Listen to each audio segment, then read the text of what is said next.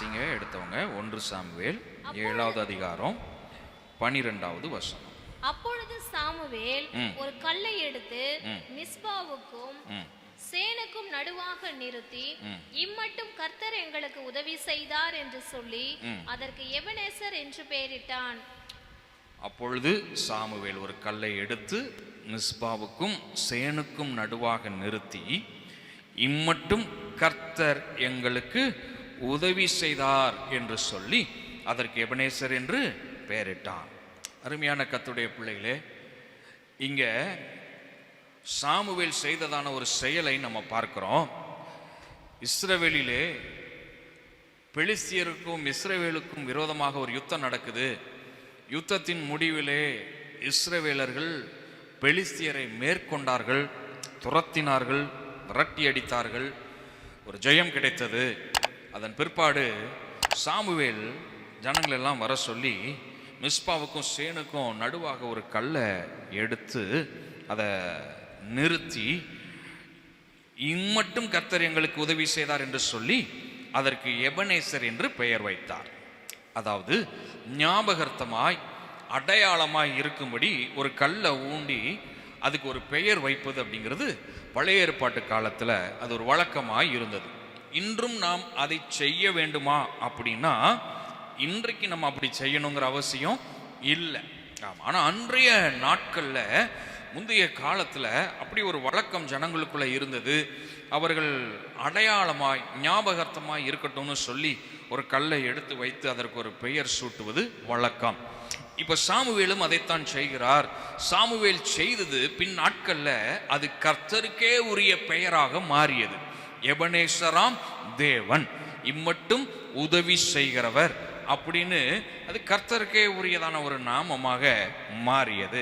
இப்போ இதனுடைய இந்த வார்த்தையினுடைய அதனுடைய அந்த தாக்கத்தை நம்ம புரிந்து கொள்ளணும். இம்பேக்ட் ஆஃப் திஸ் வேர்ட், இம்மட்டும் கர்த்தர் எங்களுக்கு உதவி செய்தார். இது எப்படிப்பட்ட வார்த்தை அப்படின்னா, எபனேசர் அப்படின்னா நன்றியும் நம்பிக்கையும் கலந்த பெயர் சூட்டல். திருப்பியும் சொல்றேன், எபனேசர் என்கிறதான இந்த பெயர் சூட்டல் நன்றியும் நம்பிக்கையும் நிறைந்ததான பெயர் சூட்டல். Gratitude and hope. இந்த இம்மட்டும் கர்த்தர் எங்களுக்கு உதவி செய்தார் என்று சொல்லுகிறதான இந்த வார்த்தையில இங்க நன்றி இருக்குது, நன்றி வெளிப்படுது. எவ்வளவு பாடு, எவ்வளவு கஷ்டம், எவ்வளவு பாடுகளை கடந்து வந்திருக்கிறோம், இதுவரை கர்த்தர் உதவி செய்தாரேன்னு சொல்லி நன்றியோடு கூட சொல்லப்பட்ட ஒரு வார்த்தை. அதோடு மாத்திரமல்ல, இது நம்பிக்கையும் நிறைந்ததான ஒரு வார்த்தை. என்ன நம்பிக்கை தெரியுமா? இதுவரை இம்மட்டும் உதவி செய்த கர்த்தர் இனியும் உதவி செய்வார், இனியும் அவர் எங்களுக்கு அற்புதம் செய்வார் என்கிறதான நம்பிக்கையை தரக்கூடியதான வார்த்தை. இந்த காலை வேளையில கர்த்தரை ஆராதிக்கும்படி வந்திருக்கிறதான நீங்க இந்த எபனேசர் என்கிறதான அனுபவம், அப்படிப்பட்ட ஒரு அனுபவம் நம்ம வாழ்க்கையிலையும் உண்டாக வேண்டும் என்கிறதான ஆசீர்வாதத்தோடு நம்ம கடந்து செல்ல போகிறோம். என்ன ஆசீர்வாதம்? கர்த்தர் செய்த நன்மைகளுக்கு நன்றி செலுத்துகிற ஆசீர்வாதம். என்ன ஆசீர்வாதம்? இனியும் கர்த்தர் நன்மை செய்வார் என்கிறதான நம்பிக்கை நிறைந்ததான ஆசீர்வாதம்.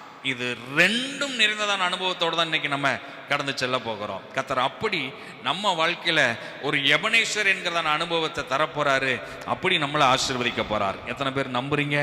ஆமா, என் வாழ்க்கையில இப்படி ஒரு அனுபவம் உண்டாகும். அல்லேலூயா. இந்த வார்த்தைக்கு பின்னாடி இருக்கதான பின்னணியை உங்களுக்கு நான் சொல்றேன். ஏலியினுடைய ஆசாரியனாகிய நியாயாதிபதியாகிய ஏலியினுடைய காலம், அந்த காலத்துல ஏலியினுடைய பிள்ளைகள் அவர்களுக்கான தகுதியை இழந்து ஜீவித்தார்கள்.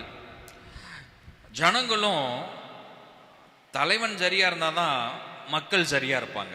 அதுதானே உண்மை. ஆமா, தலைவன் நல்லா இருந்தா மக்களும் நல்லா இருப்பாங்க. தலைவன் சரியில்லைன்னா மக்களும் சரியில்லாமல் தான் இருப்பார்கள். ஆகையினால் அன்றைக்கு தலைவர்களாக இருந்ததான அந்த ஏலியினுடைய பிள்ளைகள், ஓப்னே பினகாஸ்னு வேதம் சொல்லுது, சரியில்லாத ஆட்கள். இவர்கள் தான் ஆசாரிய ஊழியத்தை செஞ்சிட்டு இருக்கிறாங்க, ஆனால் சரியான நபர்களாக இல்லை. ஜனங்கள் இதனால சீர்கெட்டவர்களா இருக்கிறாங்க.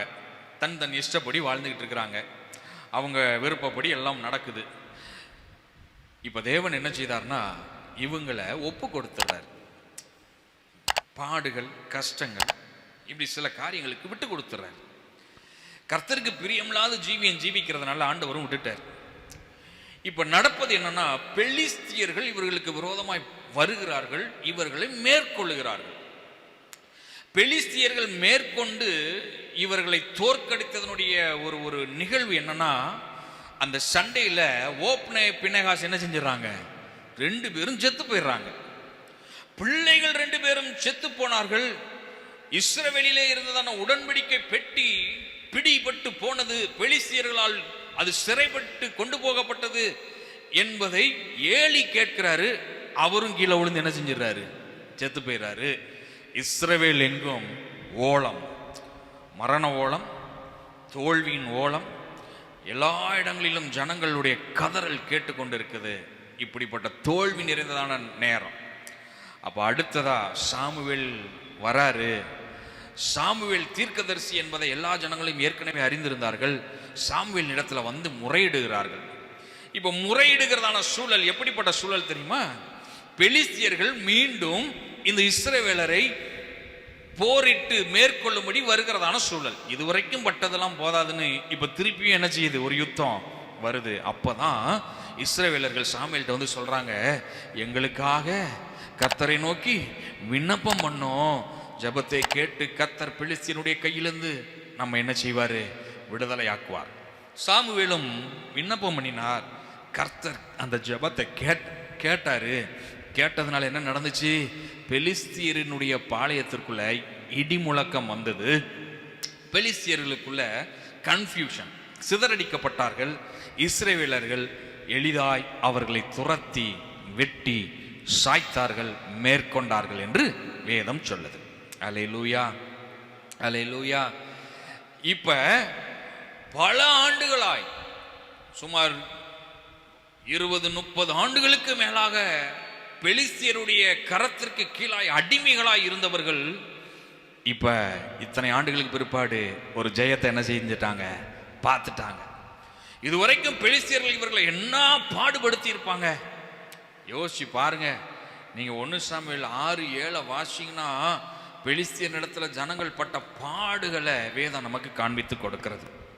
இன்னைக்கு அநேக நேரங்கள்ல நம்முடைய வாழ்க்கையிலையும் இந்த பெலிஸ்தியர் என்கிறதான சத்ருவினுடைய ஆவி நமக்கு விரோதமாய் போராடி பல ஆண்டுகளா, பல வருஷமா நம்மளை தோல்விக்குள்ளாகவே நடத்திக்கிட்டு இருக்குதா? இன்னைக்கு ஆண்டவர் சொல்றாரு, இன்னைக்கு ஒரு எபனேசர் அனுபவம் நம்ம வாழ்க்கையில உண்டாக போகுது. அல்லேலூயா. பல நாட்களா, பல ஆண்டுகளா நம்ம தோல்வியவே சந்திச்சுட்டு வந்திருக்கிறோம்னா, இன்னைக்கு நமக்கு கர்த்தர் ஒரு அற்புதம் செய்ய போறாரு, ஒரு ஜெயத்தை தர போறாரு, நம்ம வாழ்க்கையில ஒரு மாற்றத்தை கொண்டு வர போறாரு. எத்தனை பேர் விசுவாசிக்கிறீங்க? Yes, it will happen to me. என் வாழ்க்கையில நடக்கணும் விசுவாசிக்கிறீங்களா? எபனேசர் அனுபவம், எபனேசர் மூமெண்ட் என் வாழ்க்கையில உண்டாகும் அப்படின்னு விசுவாசித்தா கர்த்தர் நிச்சயமாய் அதை செய்வார். அல்லேலூயா, அல்லேலூயா. இதுவரை உதவி செய்தவர் இனியும் செய்கிற அப்படிப்பட்ட ஒரு தருணம் நம்ம வாழ்க்கையில கர்த்தர் ஏற்படுத்தி நம்மளை ஆசீர்வதித்து பெலிஸ்தியருடைய கைக்கு நீங்களாக்கி விடுவித்து ரட்சித்து நம்மை நடத்துவார். அல்லேலூயா. சரி, இப்ப இதுவரை உதவி செய்த கர்த்தர் யாருக்கு? இஸ்ரவேலர்களுக்கு. நமக்கும் உதவி செய்வார். இன்னைக்கு அதைத்தான் நான் முதல் ஒரு பார்ட்டா இன்னைக்கு உங்க மத்தியில நான் பேச ஆசைப்படுகிறேன். இதுவரை உதவி செய்தவர் இதுவரை என்ன உதவி செஞ்சார், இஸ்ரவேலர்களுக்கு என்ன செஞ்சாரு, அந்த இதுவரை இஸ்ரவேலர்களுக்கு செஞ்ச அந்த அனுபவம் நம்ம வாழ்க்கையிலையும் உண்டாகும். அல்லேலூயா. ஆகையினால் இந்த செய்தியை ரொம்ப நம்பிக்கையோடு விசுவாசத்தோடு கேளுங்க. இதுவரை இஸ்ரவேலர்களுக்கு ஆண்டவர் எப்படி உதவி செய்தாரோ அதே போல நமக்கு அவர் என்ன செய்வாரு, உதவி செய்வார். 1 சாமுவேல் 7:9 நீங்க வாசிச்சீங்கன்னா அங்க இஸ்ரவேலர்களுக்கு தேவன் என்ன செய்தாராம்? அப்பொழுது சாமுவேல் பால் குடிக்கிற ஒரு ஆட்டுக்குட்டி ஆட்டுக்குட்டியை பிடித்து அதை கர்த்தருக்கு சர்வாங்க தகன பலியாக செலுத்தி இஸ்ரவேலுக்காக கர்த்தரை நோக்கி வேண்டிக் கொண்டான். கர்த்தர் அவனுக்கு மறுமொழி அருளி செய்தார். கர்த்தர் அவனுக்கு மறுமொழி அருளி செய்தார். இதுவரை செய்த நன்மையில் என்ன தெரியுமா? எத்தனையோ முறை கூப்பிட்டாங்க, ஆனாலும் ஆண்டவர் மறுமொழி என்ன செய்யல, அருளவில்லை. கஷ்டம், பாடு, தோல்வின்னு இப்படி நிறைய சந்திச்சிட்டாங்க. ஆனா இப்பொழுதோ மறுமொழி அருளி செய்தார். ஆன்சரிங் டு தி பிரேயர்ஸ், ஜெபங்களுக்கு கர்த்தர் பதில் கொடுத்தார். அப்ப இஸ்ரவேலர்களுக்கு தேவன் அந்த நன்மையை செஞ்சார்ல, உங்களுக்கும் எனக்கும் கர்த்தர் செய்வார். நம்முடைய ஜெபங்களுக்கு கர்த்தர் பதில் கொடுப்பார். விசுவாசிக்கிறீங்களா? நான் ஜெபம் பண்ணா ஆண்டவர் எனக்கு பதில் தருவார். நான் விண்ணப்பம் பண்ணா ஆண்டவர் எனக்கு பதில் தருவார். நான் என்னெல்லாம் ஏசப்பா எனக்கு செய்யுங்கன்னு நான் கேட்குறேனோ அதற்கு அவர் எனக்கு நிச்சயம் செய்வார். விசுவாசிக்கிறீங்களா? விசுவாசிக்கிறீங்களா? ஆமாம். நிறைய நேரங்களில் என் ஜெபத்துக்கெல்லாம் பதில் கிடைக்குமா, நான் ஜோம்னிலாம் அற்புதம் நடக்குமான்னு நினைக்கிறீங்க. ஆனால் இன்னைக்கு ஆண்டவர் சொல்கிறாரு, எபனேசர் அனுபவம் உண்டு உனக்கு. நீ ஜெபித்தால் அற்புதம் நடக்கும். உன் ஜெபத்தை நான் கேட்பேன். இஸ்ரவேலர்களுடைய ஜெபத்தை கேட்ட கர்த்தர், சாமுவேலினுடைய ஜெபத்தை கேட்ட கர்த்தர் இன்றைக்கு நம்ம ஜெபத்தையும் அவர் கேட்பார். கேட்பாரா? அல்லேலூயா, அல்லேலூயா. ஜெபத்தை கேட்கிற கர்த்தர் அவர். ஆமென். இரண்டாவது 1 சாமுவேல் 7:10. சாமுவேல் சர்வாங்க தகன பலியை செலுத்துகையில் பெலிஸ்தர் இஸ்ரவேலின் மேல் யுத்தம் பண்ண நெருங்கினார்கள். கர்த்தர் மகா பெரிய இடி முழக்கங்களை பெலிஸ்தர் மேல் அந்நாளிலே முழங்க பண்ணி அவர்களை கலங்கடித்ததினால் அவர்கள் இஸ்ரவேலுக்கு முன்பாக பட்டு விழுந்தார்கள். இரண்டாவது தேவன் இஸ்ரவேலுக்கு செய்த நன்மை என்னன்னா, சத்துருவை கலங்கடித்தார். இஸ்ரவேலர்களை இதுவரைக்கும் பின்தொடர்ந்து வந்து கலங்க பண்ணி கொண்டு இருந்ததான பெலிஸ்தியர்கள் கலங்கடிக்கப்பட்டார்கள். அப்ப இதுவரைக்கும் நாம எந்த காரியத்தெல்லாம் நினைச்சு கலங்கி கொண்டிருந்தோமோ, இனி அந்த கலக்கம் நம்மை விட்டு நீங்கும். சத்துரு கலங்கி போகிற அளவுக்கு கர்த்தர் நன்மை செய்வார். அல்லேலூயா, அல்லேலூயா. ஒருவேளை இன்னைக்கு இந்த ஆராதனைக்கு வரும்போது எதையாவது குறித்து கலக்கத்தோடு நீங்க வந்தீங்களா, கலங்கி போய் வந்தீங்களா, கலக்கம் நீங்கும்படி கர்த்தர் அற்புதம் செய்வார். உங்களுடைய கலக்கங்களை கர்த்தர் மாற்றி போடுவார். உங்களுடைய சத்துருக்கள் கலங்கடிக்கப்படுவார்கள். விசுவாசிக்கிறீங்களா? அல்லேலூயா. இந்த எபனேசர் அனுபவம் இஸ்ரவேலர்களுக்கு உண்டாயிற்று. பல ஆண்டுகளா சத்துருக்கள் பெலிஸ்தியர்கள் இந்த இஸ்ரவேலரை கலங்கடிச்சுக்கிட்டே இருக்கிறாங்க. பயம் பயம் பயம், பெலிஸ்தியர்களை குறித்ததான கலக்கம், பெலிஸ்தியர்களை குறித்ததான பயம் இருந்துகிட்டே இருக்கு. ஆனா இப்பொழுதோ காரியம் மாறுதலாய் முடிந்தது. என்ன நடந்துச்சு? இஸ்ரவேலர்களுடைய கலக்கம் மாறிற்று. சத்துருக்களாகிய பெலிஸ்தியர்களுக்கு கலக்கம் உண்டாயிற்று. தேவன் அவர்களை கலங்கடித்தார். அப்ப நம்ம வாழ்க்கையிலையும் நம்முடைய கலக்கங்களை எல்லாம் கர்த்தர் நீக்கி போடுவார். சத்துருக்களை கலங்கடிப்பார். மூன்றாவது அதே 7, 10, 11 நம்ம வாசிச்சோம் அப்படின்னா 11வது வசனம் வாசிங்க.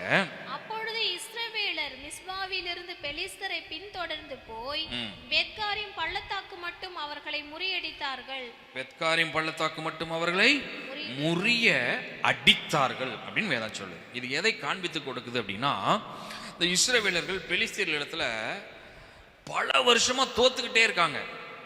யுத்தம் நடக்குது, ஆனா என்னதான் இவங்களுக்கு கிடைச்சிருச்சு? தோல்விதான். தோல்வி தோல்வி தோல்வி தோல்வி. தோல்வியினுடைய உச்சம் என்னன்னா, உடன்படிக்கை பெட்டியவே அவங்க என்ன செஞ்சிட்டாங்க? பெலிஸ்தியர்கள் தூக்கிட்டு போயிட்டாங்க. உடன்படிக்கை பெட்டிங்கிறது அது தேவ பிரசன்னம், அது விலையேற பெற்றது. ஆனா அந்த பெட்டியவே இவங்க என்ன செஞ்சிட்டாங்க? தூக்கிட்டு போயிட்டாங்க. இப்படி பல வருடமா தோல்வியை சந்திச்சுக்கிட்டே இருந்தாங்க. இப்பொழுதோ கர்த்தர் மகா பெரிய ஜெயத்தை கொடுத்தார். அப்ப மூன்றாவது எபனேசர் அனுபவம் என்ன தெரியுமா? பல வருட தோல்வி மகா பெரிய ஜெயமாகும். அல்லேலூயா. இன்னைக்கு நம்ம வாழ்க்கையில பல வருஷமா எதையாவது ஒரு காரியத்துல நம்ம தோத்துக்கிட்டே இருக்கிறோமா, கர்த்தர் ஒரு பெரிய ஜெயத்தை அதுல தரப்போறாரு. ஆமென். ஆமா, பல வருஷமா நான் தோத்துக்கிட்டே இருக்கேன் இதுல, ஆனா இன்னைக்கு ஆண்டவர் என் கூட பேசி இருக்கிறார். ஒரு பெரிய ஜெயத்தை கர்த்தர் வச்சிருக்கிறார். விசுவாசிக்கிறீங்களா? அல்லேலூயா, அல்லேலூயா. ஆமாங்க, அநேகருடைய வாழ்க்கையில ஏதாவது ஒரு காரியத்துல பாத்தீங்கன்னா தோல்வி தொடர்ச்சியா இருந்துகிட்டே இருக்கும். ஒரு வேலையை ஒரு ஒரு ஒரு நல்ல வேலை கிடைச்சி அதில் நிரந்தரமாக செட்டில் ஆயிடணும்னு நினைப்பாங்க. ஆனால் அப்படி அமையவே அமையாது. வேலை கிடைக்கும், ஆனால் செட்டில் ஆகுற மாதிரி நிரந்தரமாக என்ன செய்யாது, இருக்காது. வருஷம் கடந்துக்கிட்டே போகும். 1 வருஷம், 2 வருஷம், 3 வருஷம். சில சமயங்களில் இருதயத்திலே கேள்வி வரும், இன்னும் எத்தனை வருஷத்துக்கு தான் நான் இப்படியே இருக்கிறது? ஆண்டவர் சொல்கிறாரு, பல வருட தோல்வி மகா பெரிய ஜெயமாய் மாறும். எப்படி இஸ்ரவேலர்களுக்கு மாறியதோ அதுபோல உங்களுக்கு மகா பெரிய ஜெயமாய் கர்த்தர் மாற்றி கொடுப்பார். அப்படி ஆண்டவர் உங்கள் வாழ்க்கையை ஆசீர்வதிப்பார். அல்லேலூயா, அல்லேலூயா. 3 காரியங்களை தியானித்திருக்கிறோம். 1, அவர் நம்முடைய ஜெபத்திற்கு பதில் கொடுப்பார். 2, நம்முடைய கலக்கத்தை நீக்குவார், சத்ருவை கலங்கடிப்பார். 3, பல வருட தோல்வி நீங்கும், மகா பெரிய ஜெயம் உண்டாகும். இப்படி ஒரு எபனேசர் அனுபவத்தை கத்த நம்ம வாழ்க்கையில் கொடுத்து நம்மளை இனியும் அவர் நடத்த வல்லமையுள்ளவராக இருக்கிறார்.